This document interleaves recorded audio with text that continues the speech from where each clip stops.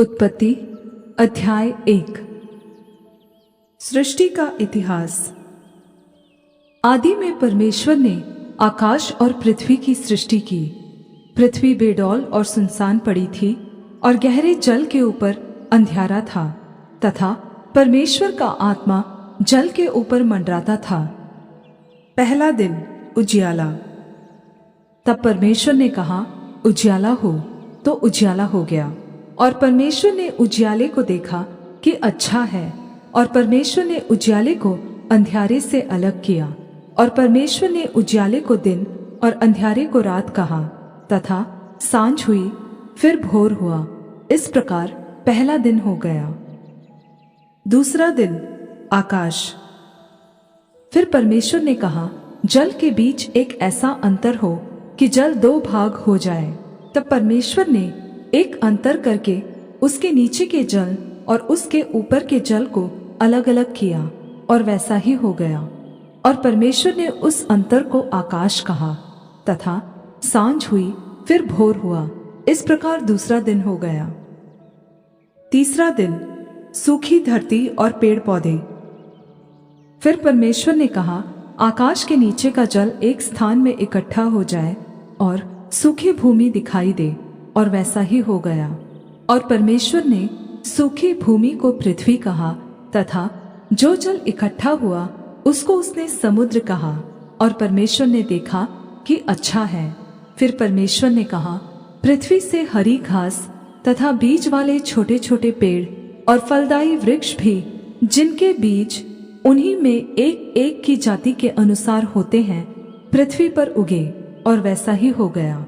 इस प्रकार पृथ्वी से हरी घास और छोटे छोटे पेड़, जिनमें अपनी अपनी जाति के अनुसार बीज होता है, और फलदायी वृक्ष, जिनके बीज एक एक की जाति के अनुसार उन्हीं में होते हैं, उगे। और परमेश्वर ने देखा कि अच्छा है। तथा सांझ हुई, फिर भोर हुआ। इस प्रकार तीसरा दिन हो गया। चौथा दिन सूरज, चांद और तारे। फिर परमेश्वर ने कहा, दिन को रात से अलग करने के लिए आकाश के अंतर में ज्योतियां हों, और वे चिन्हों और नियत समयों और दिनों और वर्षों के कारण हों। और वे ज्योतियां आकाश के अंतर में पृथ्वी पर प्रकाश देने वाली भी ठहरे, और वैसा ही हो गया। तब परमेश्वर ने दो बड़ी ज्योतियां बनाई। उनमें से बड़ी ज्योति को दिन पर प्रभुता करने के लिए, और छोटी ज्योति को रात पर प्रभुता करने के लिए बनाया, और तारागण को भी बनाया। परमेश्वर ने उनको आकाश के अंतर में इसलिए रखा कि वे पृथ्वी पर प्रकाश दे, तथा दिन और रात पर प्रभुता करे, और उजियाले को अंधियारे से अलग करे। और परमेश्वर ने देखा कि अच्छा है। तथा सांझ हुई, फिर भोर हुआ। इस प्रकार चौथा दिन हो गया। पांचवा दिन मछलियां और पक्षी। फिर परमेश्वर ने कहा, जल जीवित प्राणियों से बहुत ही भर जाए, और पक्षी पृथ्वी के ऊपर आकाश के अंतर में उड़े। इसलिए परमेश्वर ने जाति जाति के बड़े बड़े जल जंतुओं की और उन सब जीवित प्राणियों की भी सृष्टि की, जो चलते फिरते हैं, जिनसे जल बहुत ही भर गया, और एक एक जाति के उड़ने वाले पक्षियों की भी सृष्टि की। और परमेश्वर ने देखा कि अच्छा है। परमेश्वर ने यह कहकर उनको आशीष दी, फूलों, फलों और समुद्र के जल में भर जाओ, और पक्षी पृथ्वी पर बढ़े। तथा सांझ हुई, फिर भोर हुआ। इस प्रकार पांचवा दिन हो गया।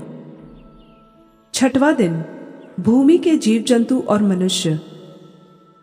फिर परमेश्वर ने कहा, पृथ्वी से एक एक जाति के जीवित प्राणी, अर्थात घरेलू पशु और रेंगने वाले जंतु, और पृथ्वी के वन पशु जाति जाति के अनुसार उत्पन्न हो, और वैसा ही हो गया।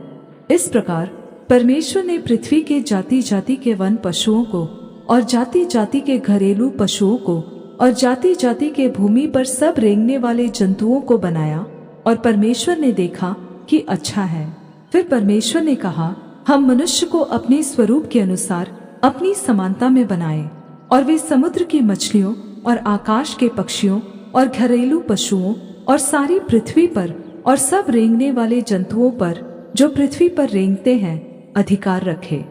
तब परमेश्वर ने अपने स्वरूप में मनुष्य को रचा, अपने ही स्वरूप में परमेश्वर ने मनुष्य की रचना की, पुरुष और स्त्री के रूप में उसने मनुष्यों की सृष्टि की। और परमेश्वर ने उनको आशीष दी और उनसे कहा, फूलो फलो और पृथ्वी में भर जाओ और उसको अपने वश में कर लो, और समुद्र की मछलियों तथा आकाश के पक्षियों और पृथ्वी पर रेंगने वाले सब जंतुओं पर अधिकार रखो। फिर परमेश्वर ने उनसे कहा, सुनो, जितने बीज वाले छोटे छोटे पेड़ सारी पृथ्वी के ऊपर है, और जितने वृक्षों में बीज वाले फल होते हैं, वे सब मैंने तुमको दिए हैं, वे तुम्हारे भोजन के लिए हैं। और जितने पृथ्वी के पशु और आकाश के पक्षी और पृथ्वी पर रेंगने वाले जंतु हैं, जिनमें जीवन का प्राण है, उन सब के खाने के लिए मैंने सब हरे हरे छोटे पेड़ दिए हैं। और वैसा ही हो गया। तब परमेश्वर ने जो कुछ बनाया था सबको देखा, तो क्या देखा कि वह बहुत ही अच्छा है। तथा सांझ हुई, फिर भोर हुआ, इस प्रकार छठवां दिन हो गया।